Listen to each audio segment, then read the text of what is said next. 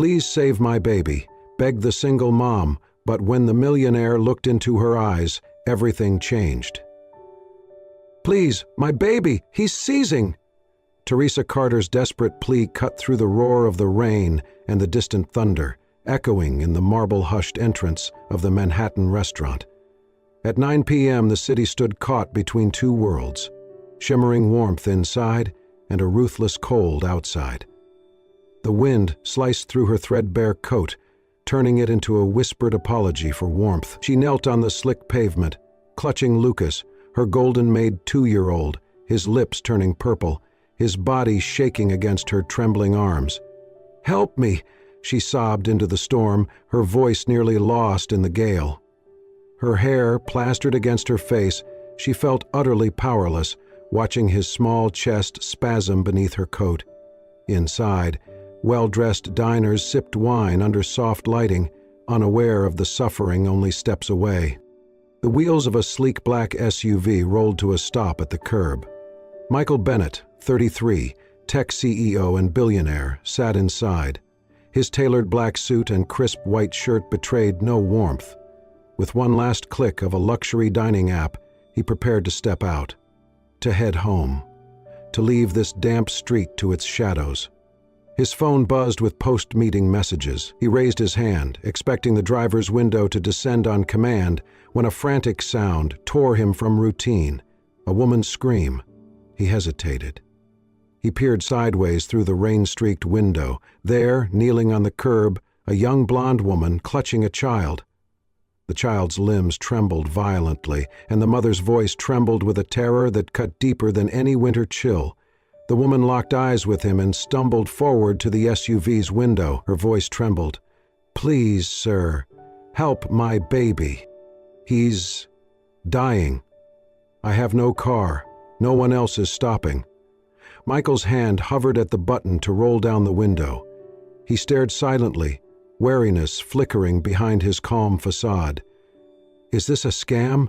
Are you trying to set me up?" he asked, his tone calm but clipped. "Please, I swear I'm not a thief." Teresa's voice cracked as she shook in the rain. "My son? Look at him? Just look." Michael's gaze dropped to the child slumped against his mother's chest. Lucas's face, contorted in agony, struck him with jarring clarity. He saw flashes of himself at that age, same golden hair, same helplessness, and the memory stabbed him warm and cruel. His own mother, broken and silent under a hospital light, begging for help he could never call in time. In that instant, Michael acted. He opened the SUV door and stepped out into the rain.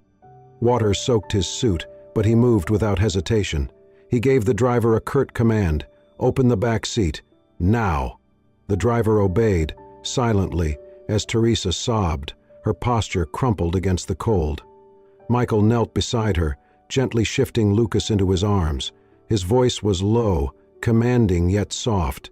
"Get in, quickly. We're going to the hospital." Teresa lifted her head for the first time, her tear-streaked face shining with something like hope. Without words, she gave Lucas into his care. Michael held the boy close to his chest, as the rain continued its quiet assault on their shared moment. She climbed in after them, collapsing into the seat. Lucas whimpered softly against Michael's chest. The billionaire CEO sat driver's side and barked directions to the driver before turning to Teresa. "Stay calm. We'll get him help." As the SUV pulled away from the restaurant, the golden lights of the city blurred through the rain. Inside the vehicle, Teresa wrapped her arms protectively around Lucas, leaning into his savior. Michael, sleeves soaked and heart pounding, stared straight ahead at the slick streets. He remembered a promise he had made years ago, to never let fear stop him from doing what was right. Now he faced the reason behind it, a son he had long forgotten he could love again. The ambulance doors closed behind them. In the back of the ER waiting area, Teresa sat on a hard plastic chair, Lucas in her lap, his tiny body heavy and limp. The rain-soaked SUV stood just outside, headlights half blinded by wet glass. Teresa pressed her forehead gently against Lucas's temple and whispered into the slick fabric of his hoodie, her voice trembling. "I lost my job last week. No health insurance, no safety net. I don't know what we'll do now." She glanced up, tear tracks still warm on her cheeks, and found Michael standing by the reception desk, arms crossed. His suit was soaked and his usually immaculate hair was slicked down by rain. He looked imposing and distant, still the commanding tech CEO she'd seen on magazine covers, not the man who had cradled her son just hours ago. A doctor in scrubs approached, her expression professional but tired. "Ms. Carter? I'm Dr. Morgan. I'll explain Lucas's condition." Teresa steadied herself. "It's pneumonia, severe. He has a high fever and early signs of sepsis. We need to admit him overnight and start intravenous antibiotics." Her voice softened. "Unfortunately, the treatment is costly. The hospital requires payment arrangements before we can begin."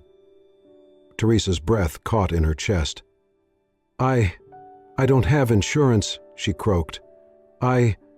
She couldn't finish the sentence. Lucas began to stir, whimpering softly, and she instinctively rocked him. Dr. Morgan offered a sympathetic nod. "We'll give you some time to make arrangements." As the doctor walked away, Teresa sank further into her seat, clutching Lucas like he was all she had left. Michael remained by the counter, silent, observing the flurry of nurses and worried parents around them. He had offered to pay, but he hadn't spoken a word since the doctor's announcement. Minutes felt like hours. Teresa unwrapped Lucas's small hand, sliding her thumb between his fingers. He shivered. She blew warm air across his forehead. Finally, he began to cry again, not from fever, but from fear. The panic that had gripped her heart years ago returned with such force it nearly knocked her to her knees. She turned to Michael, voice shaking. I can't pay for this. I can't." Michael stepped forward, pulling a credit card from the breast pocket of his wetsuit coat. He laid it flat on the desk, toward the nurse, completing their forms. "Run everything. Treat him like he's my own child." The nurse looked startled, but registered the weight behind his words. She nodded and quickly processed the admission. Teresa stared at the card. Her tears came again, the emotional dam finally broken. Why would someone like you do this for someone like me?" Her voice was a whisper, raw and breathless. "I don't even know your name." Michael didn't smile, he was too solemn for that, but he turned to face her. His eyes, so often cool and reserved, wavered on something tender. "My name is Michael Bennett," he said softly, "and you don't need to know my name to know this. That child in your arms needed someone who could act. Now I will." A nurse took Lucas down the hall, and Teresa stood to watch. She turned back to Michael, voice thick. "I don't know how to thank you." He offered a slight nod. "There's no thanks needed," he said quietly. Then he paused. "Stay here, I'll be right back." Teresa watched him walk toward a wage teller station on the other side of the ward. He handed the nurse an authorization scrawl. She accepted it with a nod. Afterward, Michael returned, looking calmer, resolute. He slid a small medical care bag across to Teresa, gently encouraging. "This might help until things are settled." She reached out and accepted it, thumbs trembling over the clasp. "Thank you." Her voice cracked again, but this time the tears were different, not from fear, but from hope. Michael gave a small, respectful nod. "He's going to be okay." As he stepped away into the shadowed corridor, Teresa looked down at Lucas's sleeping face. The hospital light softened around them. In the distance, she heard Michael's voice politely speak with another nurse, making sure everything was in order, and for the first time that night, she believed it. The bar was quiet, too quiet for a man who had spent most of his life in boardrooms and corner offices. Michael sat alone at a dimly lit table, a single glass of scotch in front of him, untouched. The late-night glare of neon signs seeped through the window behind him, casting ribbons of light across his lapel. He stared at the amber liquid, tracing its slow, circular motions with a distant gaze. Each swirl returned him to another night, years ago.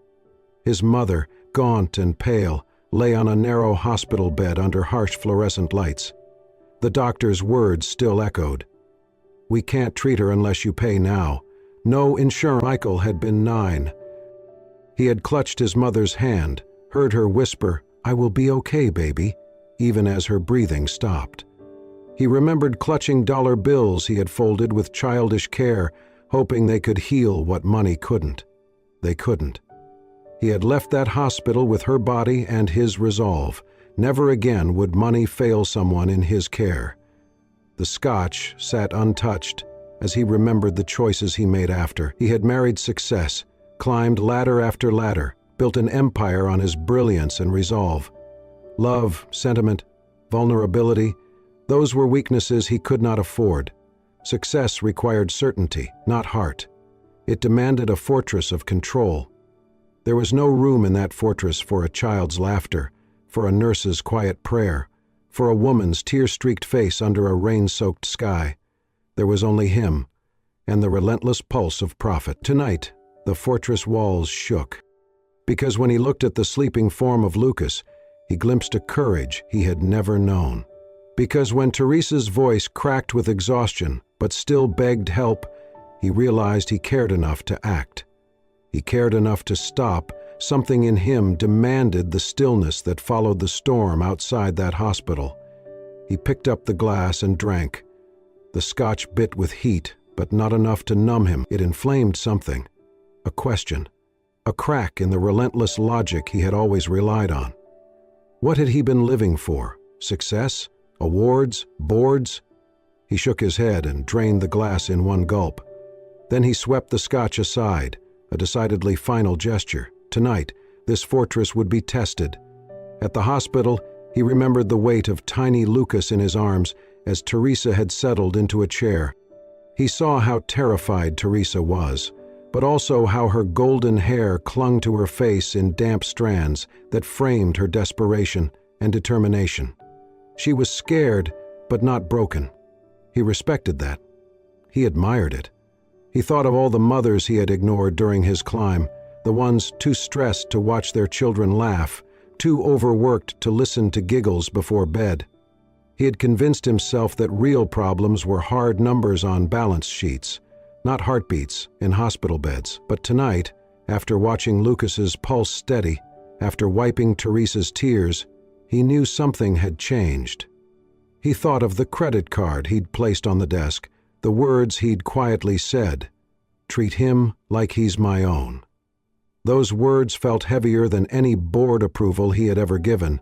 They were a decision and a risk. They meant everything, if the world had eyes on him. Yet there was fear, too. What if helping one golden-hated woman and her trembling son unraveled the carefully constructed world he had built? What if emotion was a liability he no longer wished to bear? He stretched and ran a hand through his hair, slick and cut like corporate armor. In that moment, he realized he was tired. Tired of the fortress, tired of pretending that love was convenient. He drained the glass again and set it on the bar. He left the money, to tip for the drink, and stood. He walked to the mirror behind the bar and met his own eyes. A man wearing power and wealth, but haunted by the memory of his mother dying alone, by a child's tremor under rain. He had chosen success to prevent that moment from repeating, but maybe now success meant something more than profit. He turned and pushed through the bar's glass door into the cold night air. Rain hit him like a baptism, and for the first time, he welcomed it. Tonight, he would return to the hospital. Tonight, he would see Teresa. He would see Lucas, because despite the cold he had buried inside himself, something warm had broken through, and he did not intend to let it slip back away. It was the third morning since Lucas's admission, and every day Michael found himself returning to the same children's ward that, in just days, had become the most important place in his life. The hospital's fluorescent lights no longer felt harsh. Somewhere in these white halls he'd rediscovered something he hadn't felt in years. Hope. He entered Lucas's room to find the boy sitting up in bed, surrounded by plush toys. Michael brought cookies, a board game, and 2 comic books, one in English, one in Spanish. Lucas lit up. "Uncle Michael!" he squealed. leaping off the bed and into his arms. Michael chuckled, lowering them both to the floor. "Hey, buddy, feeling better?" "Better, because you came." The words hit Michael harder than he expected. He helped Lucas unwrap a cookie, wiped a few crumbs from his cheek, then opened the comic book and began reading. Lucas followed along, eyes wide, turning pages with careful fingers. At the doorway, Teresa stood watching. She looked tired, worn, but calmer, more grounded. Her eyes lingered on Michael as he sat cross-legged on the hospital floor, Lucas curled beside him.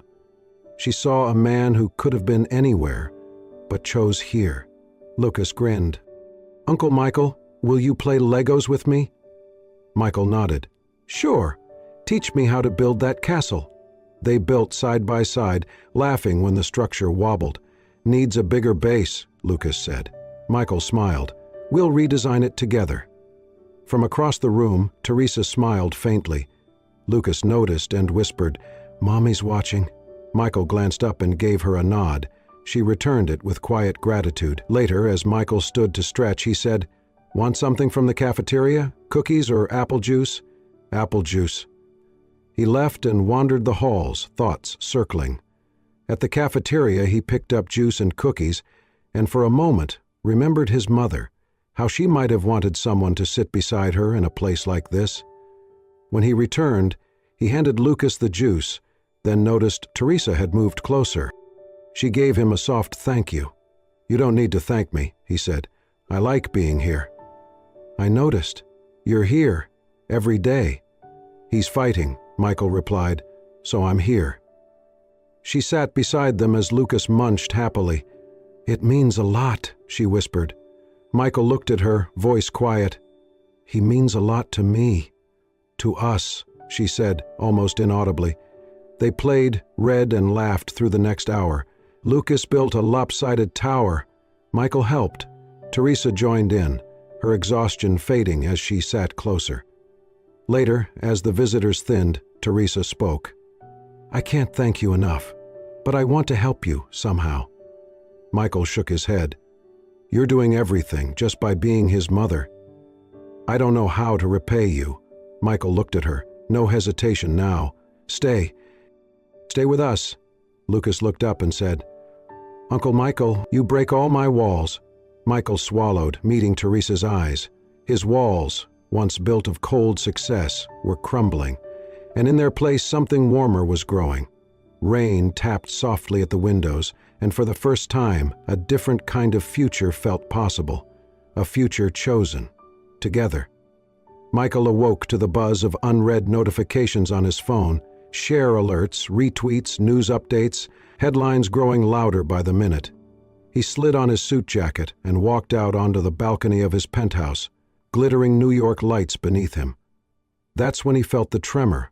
His phone lit up, delivering a notification that would change everything. Tech billionaire Michael Bennett caught in secret romance with single waitress, the headline declared across multiple tabloids and business outlets. The article featured a grainy photograph, Michael cradling a sick child outside a hospital, the mother weeping beside them. It was intimate but torn from a moment Michael had shared only with hope and responsibility. The image swept across media channels. The stock ticker for Bennett Technologies plunged. His world shook. Within an hour, his phone rang non-stop. His board demanded answers. His assistant buzzed with panic. Michael pressed the phone to his ear and walked downstairs to the hospital. He hated that this scandal had dragged him from the most important bedside. He found Teresa sitting on a bench outside Lucas's room, head in her hands. She looked like a ghost, thin, overexposed, shrouded in stress and heartache. He took a breath and sat beside her. "What happened?" he asked quietly. She shook her head. "I don't know. It got leaked online after someone took photos." He pulled up the article on his phone and scrolled. Clips from his interview started, rehashing snippets from a conversation between him and Teresa. "My son. I lost my job last week. Can't pay." They framed it as scandalous, like she'd manipulated him. He slammed the phone shut. "Did you use me?" he asked, voice low. "Did you do this on purpose? Did someone pay you to bring me into media?" Tears ran down Teresa's cheeks as she looked at him in disbelief. "No, no, Michael, I thought you were different. I never wanted publicity. I swear I never asked for anything except your help for Lucas." He stood to leave. "Then why are we trending?" "I don't know," she cried. "I swear what I told you was real. Our son was dying. I needed help. I thought you were different." Michael's face hardened. His siblings had once called him cold, and in that moment he became colder still. "I will not let you drag me into scandal," he said, voice brittle. "I will not be a showpiece." Teresa stood, wrapping her arms around herself. "I just wanted you to know the truth." He narrowed his gaze, holding back his anger and confusion. "I thought you were someone I could trust." Another crisis? Another betrayal? The word cut deep. Her tears flowed freely now. "I'm sorry. He cut her off. "Save your apologies." Then he turned and walked away, heavy-footed, leaving Teresa trembling in the hospital corridor. He got into a slow elevator back to the street, away from the danger he once believed he had found in his arms. Michael drove through the night, adrenaline and shame colliding. By 2 a.m., the media frenzy hadn't cooled. By 3 a.m., even tabloids were questioning whether his heart had been used as a plaything. He realized that in trying to help, he had exposed himself, his legacy, his company, and his vulnerability. But at 6 a.m., with the sun rising cold over the Hudson, he knew he couldn't back out. This wasn't a transaction. Not anymore. Before dawn, he was back outside the hospital, phone in hand, waiting. Inside the ward, Teresa rubbed Lucas's forehead. His fever had broken, but he still slept deeply. Clouds of relief and uncertainty hovered in her mind. She didn't know if Michael would return, if the man she'd come to trust, the one who'd brought light into her darkest days, would stand by them. She hadn't slept. She thought she might have hallucinated him in the hallway. Now, those footsteps approached, and there he was, Michael. He stopped at the doorway and asked, voice quiet and rough, "Can I come in?" Tears filled her eyes, and she nodded. "We do this," he said, "on our terms. Not as a headline in some piece of gossip. Understand?" She nodded again, her hands flying to his arm. Michael knelt beside Lucas, brushing his hand through her hair and squeezing Teresa's shoulder. "Lucas doesn't need a headline. He needs us.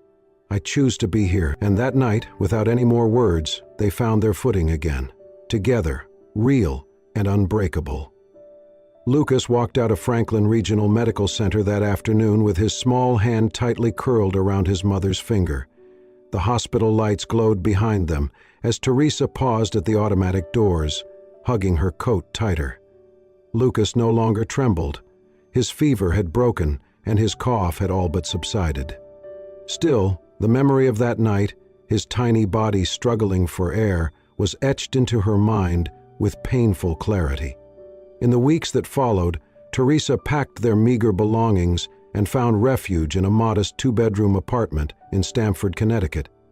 It was a quiet place, far from the buzz of New York City, where the tabloids had splashed Michael Bennett's name across every front page. She found work waiting tables at a diner on the edge of town, early shifts, late shifts, whatever she could get. The pay was minimal, but it was honest. It meant they could start again. Each evening after Lucas slept, Teresa would sit at the small wooden desk by the window and open his spiral notebook. Inside were dozens of drawings he'd made in the hospital and after. Pictures of Daddy Michael and Mommy Teresa, standing under a bright sun, hearts around them, and always Lucas sandwiched between them. His letters were wobbly but sweet. Daddy Michael and Mommy Teresa love forever. Every night she traced the lines with her finger and felt a bittersweet ache in her chest. If only she could believe those words fully again. She stopped returning Michael's calls and messages. They had no clear relationship. He was just a man who had stepped in when she needed help. But when the photo scandal had hit, her world had collapsed again. She told herself Anthony couldn't cause more harm if she pushed him away for good. Her first few shifts at the diner were a blur, Coffee pots, order slips, clinking dishes. Every time she rang the register and saw her name light up on the screen, she was reminded of how far they had come and how close they'd almost fallen apart. No customers recognized her, and no one asked about the scandal in Manhattan. Stanford didn't want her story. It let her be invisible. That, at least, was peaceful. But the nights were harder. After Lucas fell asleep, she would stare out the window at the distant city skyline, wondering what Michael was doing. She caught herself imagining his face, stern and weathered, the same face that once softened when he held her son. She wondered if he still thought of them. Lucas would wake sometimes, sleepwalking or calling for Daddy Michael in his dreams. Teresa would wake to his whispered voice and hold him tight, heartbreaking all over again. She wanted to believe he would come back, but every phone call she declined, every text she left unanswered, felt like another nail in Hope's coffin. Work became routine, but she struggled to focus. Her arms ached from carrying trays, her feet felt bruised from standing all day. As she filed orders at the counter one night, she paused, hands shaking around the coffee carafe. Her friend and coworker, Janet, watched with concern. "You okay?" Janet asked softly. Teresa nodded. "Just tired," she replied. "Long day." But maybe she was tired of being afraid, but she didn't know how to stop.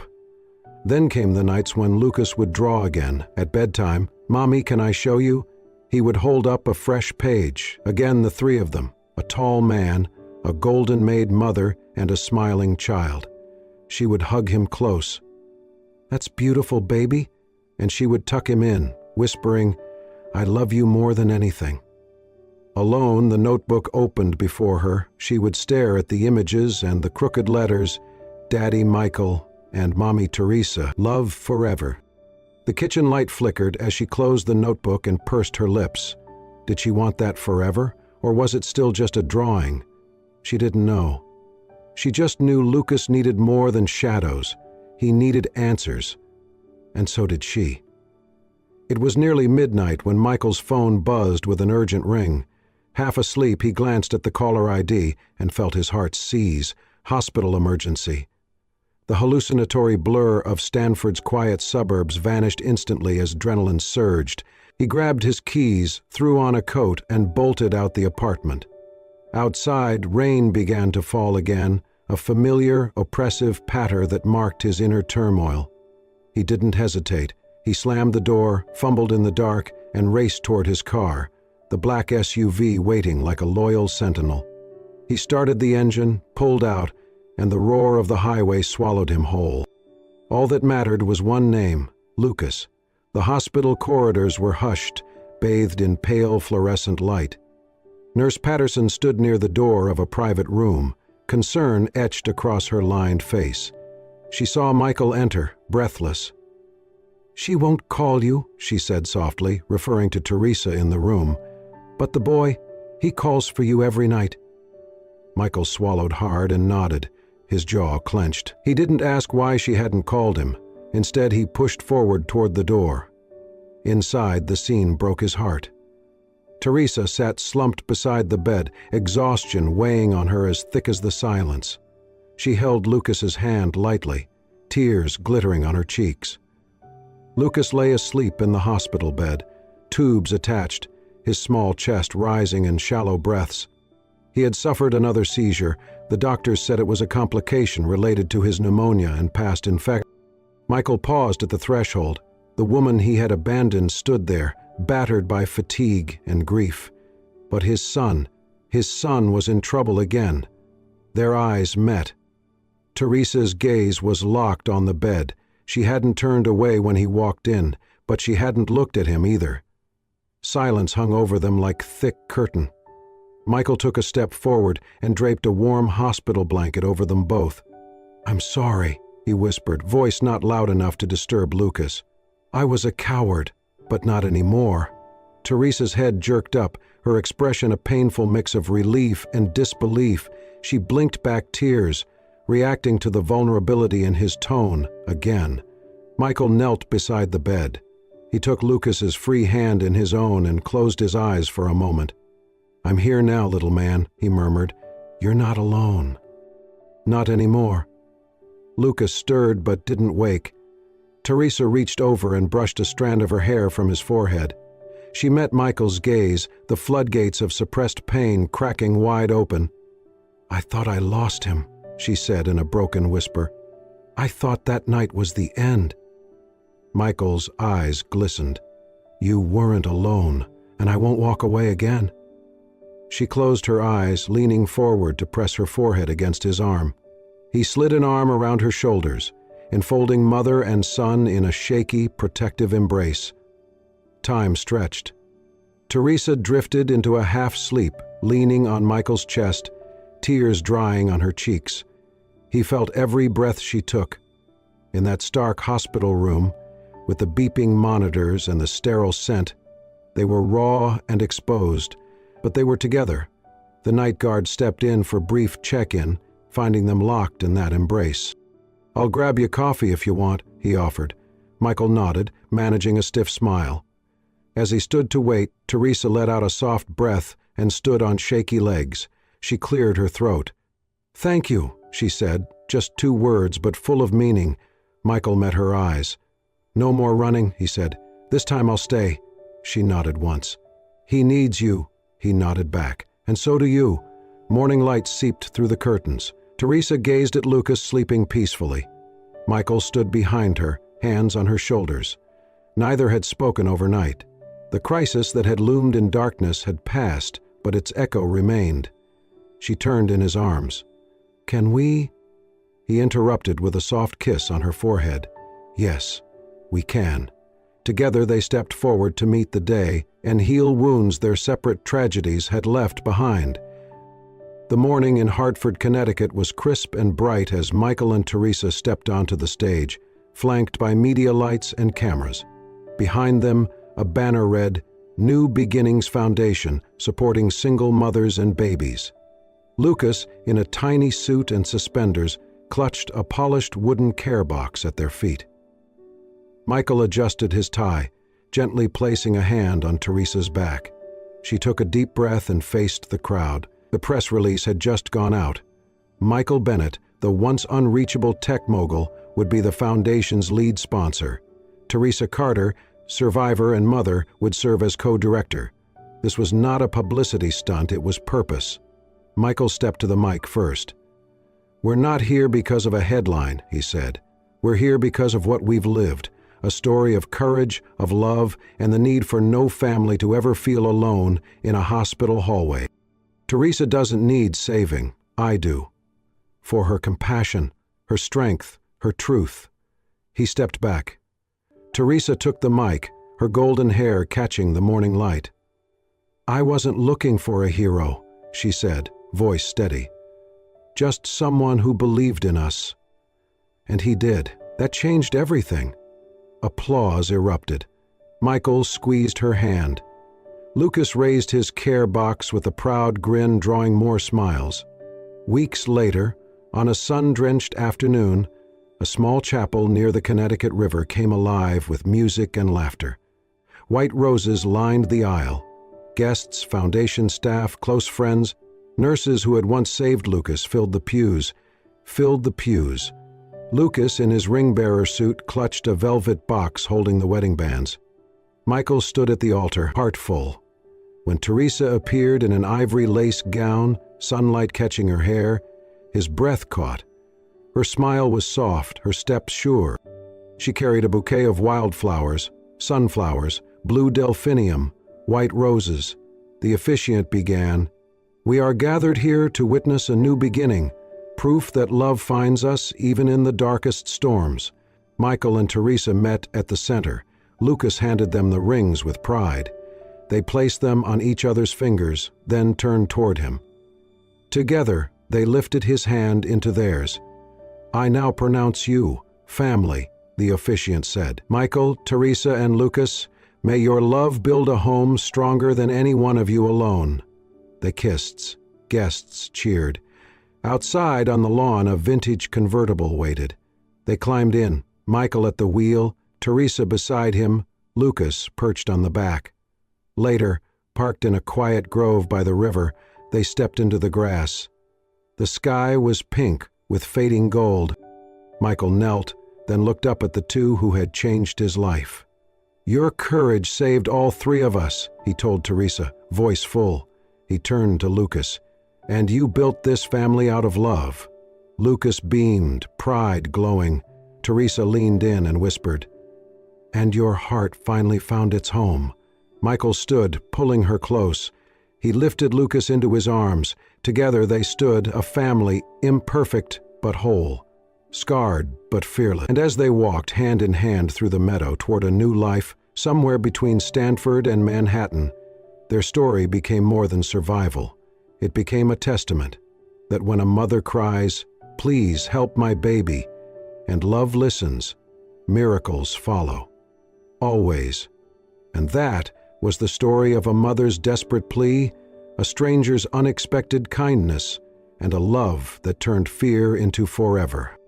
Because sometimes, what begins with a single cry in the night can echo into a lifetime of healing. Sometimes, the strongest families are the ones we choose. And sometimes, even a man who thought he had everything finds out what truly matters, through the eyes of a child. If this story moved you, if it reminded you of the quiet power of showing up for someone else, we invite you to like, share, and most importantly, subscribe to Soul-Stirring Stories. Here, we believe that every heart has a story worth telling, and that the right story at the right time can change everything. Until next time, keep believing in love, in second chances, and in the people who never stop choosing you.